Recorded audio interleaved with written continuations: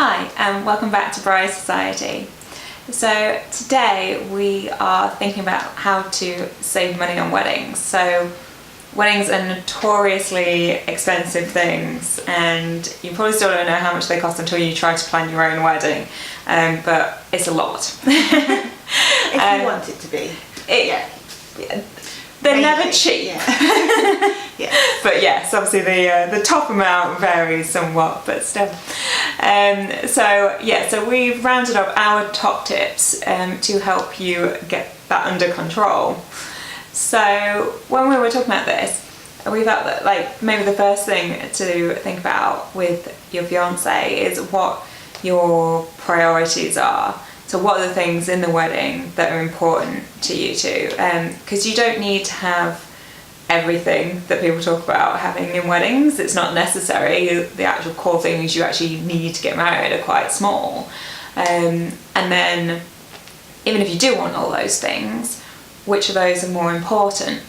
So for my now husband and I, like to us the transport wasn't very important. We didn't particularly care about having a nice fancy car or hot air balloon or or anything for when we arrived. So we spent that money elsewhere on things that that were more important to us as individuals. So have that conversation early on and allocate your budget accordingly. One of the other probably biggest savings you might find, if you're not tied to a particular date, so you haven't got a meaningful date that you're desperate to get married in or really want a summer wedding, then a lot of venues may offer discounts for weekday weddings or off-season. So although nowadays weddings are kind of more year-round, still in the winter that's a less popular choice than the summer, so it's worth shopping around if you're thinking, we could save our money to get our dream venue. That would be one way to do it. But of course, I mean, we also appreciate it might mean that people are less likely to be able to get to your wedding and all that kind of thing, but that'll save you more money if they can't come. That's true. Another slightly smaller maybe saving could be borrowing from married friends. So if you're good friends with some of the people that have been married before and you're having a similar style wedding, or so maybe you'd borrow a veil from a very good friend. Just small savings like that really can kind of help go towards a budget and help you allocate it in other places that maybe you want to spend that little bit more. And I recently lent some decoration out to another friend getting married, so it really can just be something really small, and if you're happy to help then it's a really nice way to also be included in their wedding.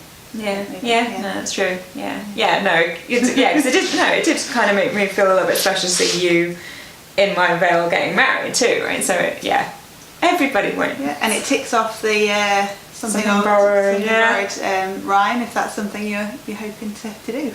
It wasn't a blue veil though. No. To go more. And again, there's other uses for friends in the sense in that.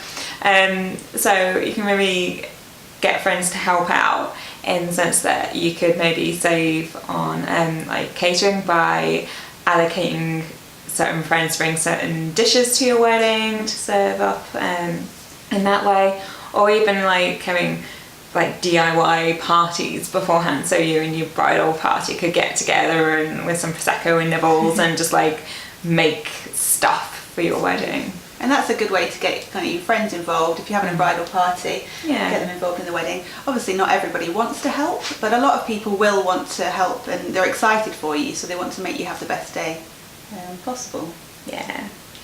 And another way, talking of food and maybe asking people to bring it, is if you haven't got the kind of venue that allows you to bring your own food or outside catering, you could maybe push your ceremony back a bit later in the day, so you actually only end up feeding your guests once, so you don't have the wedding breakfast and then evening meal later on. You can just feed them really well once. The only thing is, if you're having evening guests, maybe let them know that there might not be any food in the evening, but if you're not having evening guests, you can just, everyone will be so full up, and there's always a wedding cake. Yeah, you're still feeding them cake. Everyone's happy if they're getting cake.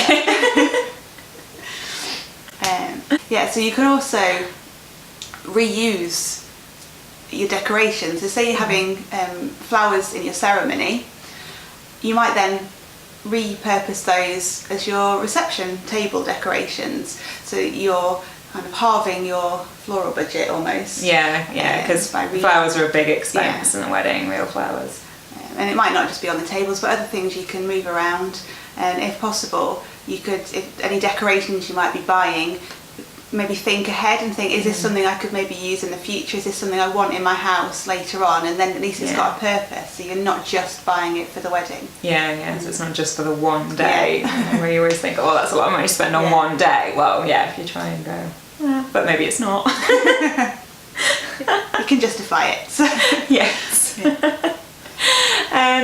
Also, something that worked quite well for me, mostly out of luck, but from when I was planning my wedding, was to go to all these wedding fairs that you see maybe advertised around. Partly to obviously get to know suppliers and things, but also there tend to be quite a lot of competitions running by the suppliers with various things, and I did quite well out of that. So like I won my wedding bouquet and like some discount off photography and like these like strawberries dipped in chocolate, and there was all kinds. Really well. I did really well. And actually, even if you don't win the competitions, a lot of wedding fairs, a lot of suppliers will offer discounts if you book them and kind of like quote on the day, or after seeing them at a fair, they might give a special fair discount. So that's also something to think about if you're not quite as lucky. You just need to like come and touch me first and like get it to run on. But no, don't do that.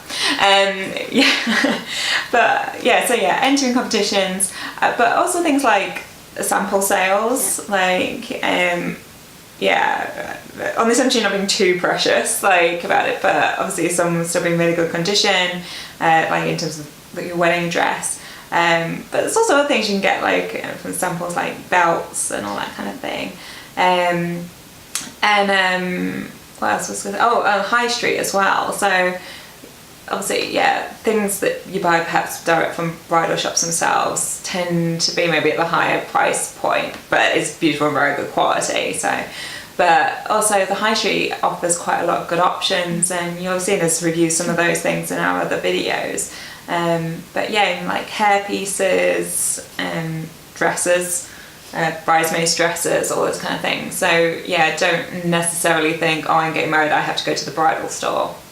There are other options. And even if you do want to go down the higher end route, I know when I bought my dress, if you paid for it in full when you ordered it, you got a discount off the dress as well. Obviously that's a higher outlay at the beginning, but if you think, it could save me a good chunk of money, which I could then put towards maybe if you're getting a veil or your bridal shoes, things like that.